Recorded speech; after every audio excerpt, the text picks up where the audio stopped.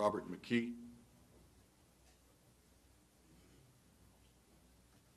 Hi, Robert. Hadn't seen you in a while. Did I feel like home? Still living downtown? I am, absolutely. Who installed that neon thing? Please state your Nice name and touch. address. I'm Robert McKee, 209 West 2nd, number 212, soon to be former District Wendy. But we'll get to that another time. I want to say, well, first of all, the memorial plans for the police and fire memorial, very nice. I can't wait till it's finished. Do you know the completion date? We broke ground today. Oh, nice. Okay, well, the completion date, I mean. We anticipate about a year. Sweet. Well, the purpose of my speech is that there is a disturbing event that's happening only 6 blocks away from here. Charles Joyner, who is a downtown legend, is having some problems. If you don't know who he is a staple of downtown. He is an African-American gentleman that sits in a wheelchair on the corner of 3rd and Houston.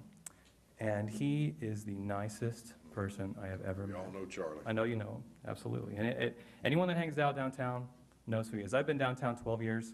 I know that man very well. He's never asked me for a dollar. He sits there with the cup, but he smiles and waves at everybody, and you can talk about the weather for 10 minutes, and he won't ever ask you for a dime. When he is missing, there is a void, I feel. I mean, a lot of people feel like it's just kind of sad when he's not there. Where's Charles? Well, a lot of times when Charles is missing, he's actually in jail. They have been arresting him lately for the charge of panhandling. And the reason that's disturbing is because Fort Worth Section 3016, loitering for purpose of begging, states, "It shall be unlawful for any person to loiter, remain, or wander about in a public place for the purpose of begging. As used in this section, begging means the solicitation of money or other valuable consideration from another person without giving consideration in return." Solicitation is the key word, and never has that guy ever asked me or anybody else that I know that knows him for a dime.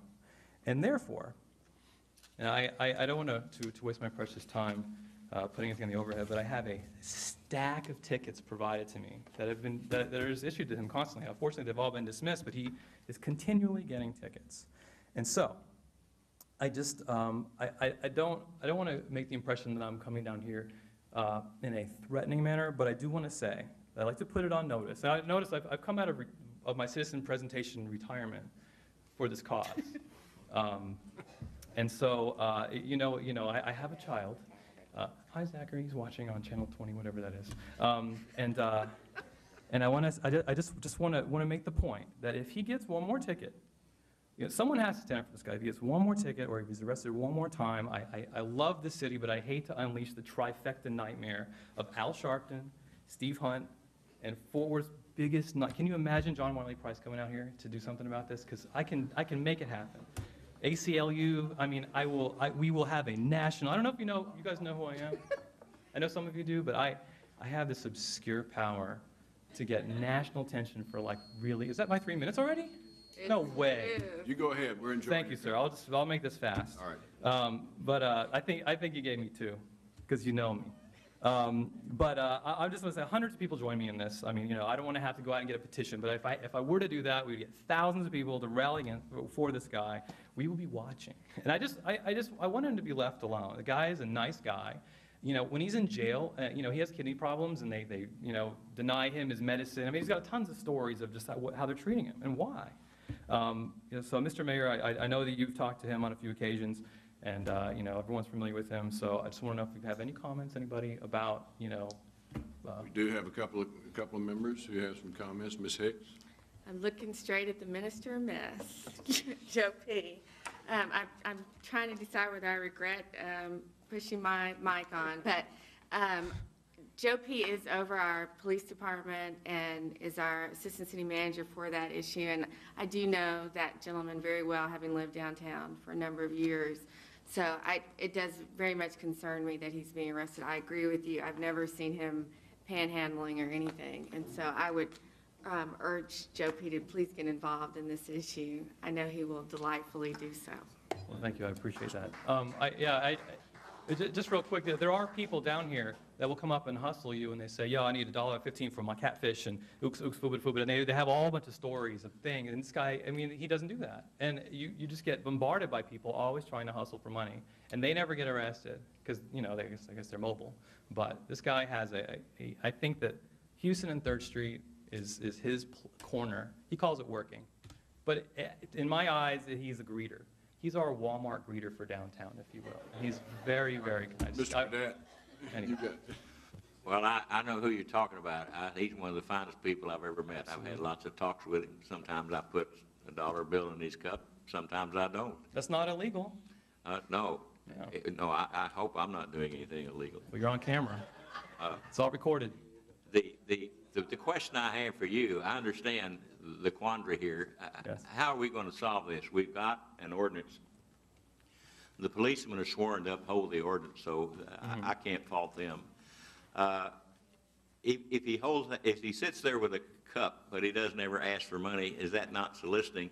What do we do when somebody else decides that they want to get in a wheelchair and go down the next block and hold out a cup? That's the next It's question. a problem. How are we going to address this? Well, I think that I would assume that in order to get ticketed for it or be arrested for it, arrested specifically, you'd have to be caught begging for money. And when has he, well, can I put something on the overhead real quick, if you don't mind, now that we've had like is it okay? okay. I'll just show you firsthand.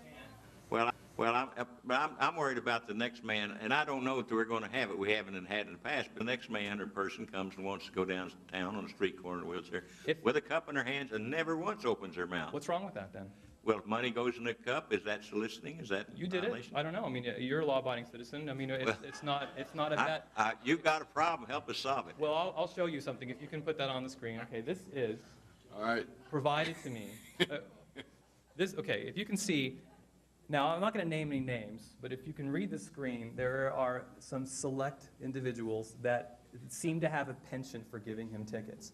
There's a force of, I don't know the exact number, sir, but there's probably 30 or 40 people downtown that cover that beat, and there's a select, you can see your name repeating over and over again. And so someone has a problem with them. And I don't want to say it's racist or whatever, but it's suspicious.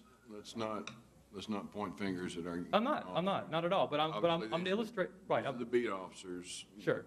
Simply illustrating that there is a pattern. I understand. And that's where the problem stems from. I mean, do with that what you will. I just wanted to put it out there that it's just, I mean, it's just a waste of time and it's a shame to put this guy in jail. Ms. Davis.